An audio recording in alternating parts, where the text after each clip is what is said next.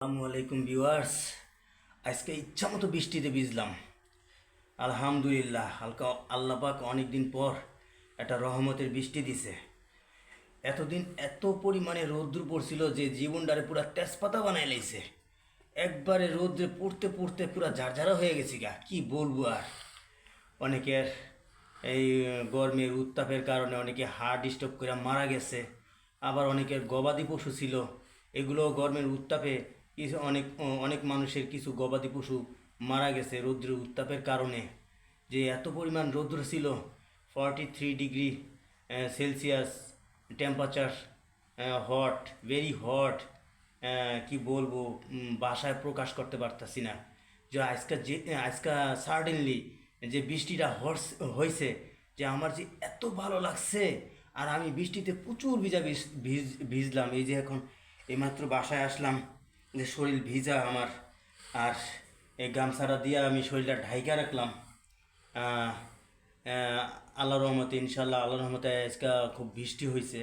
তো বৃষ্টির কারণে রৌদ্রের যে টেম্পারেচারটা ছিল এটা অনেকটাই কমে গেছে।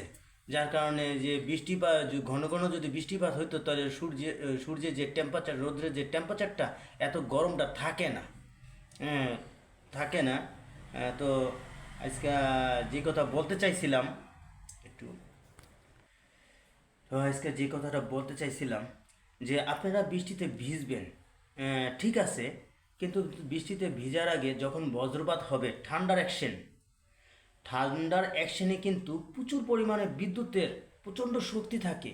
তো ঠান্ডার অ্যাকশন, যেখানে ঠান্ডার অ্যাকশনে যে বিদ্যুৎটা চমকায়, অথবা যেখানে এই বজ্রপাতটা পড়ে, ওইখানে গাছপালা সব কিছুই জ্বলা পুড়া যায়। তো আপনারা খোলামেলা জায়গায় কখনই খালি গায়ে চলাফেরা করবেন না, আর বৃষ্টিতে ভিজতেও যাবেন না। এমন একটা নির্জন জায়গায় ভিজবেন যেখানে গাছপালা থাকে, কিংবা বাড়িঘর থাকে, বাড়ির একটা ছাউনি থাকে, ওইখানে গিয়ে ভিজতে পারেন। অথবা আপনারা খোলা মাঠেও চলাফেরা করবেন না, কারণ সাডেনলি আজকাল ঠান্ডার অ্যাকশনে অনেক অনেক জায়গায় কিছু কিছু মানুষ মারাও গেছে। সো হোয়াট, আপনারা এটা মনে রাখবেন। হ্যাঁ, যে বৃষ্টি হইলে যে ভিজতে হবে তেমন কোনো কথা না। বৃষ্টি কখন ভিজবেন? যখন ঠান্ডার অ্যাকশনটা থাকবে না, যখন বজ্রপাতটা হবে না, তখন আপনারা বৃষ্টিতে ভিজবেন। তখন ঠান্ডার অ্যাকশনের তেমন একটা প্রভাব আপনাদের উপর পড়বে না। তো আমিও আজকে বৃষ্টিতে প্রচুর ভিজলাম।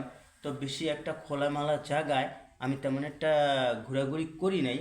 তারপরও সার্টেনলি আজকে অনেকটাই ঠান্ডার অ্যাকশন হয়েছে, ভয়াবহ ব্যাপার।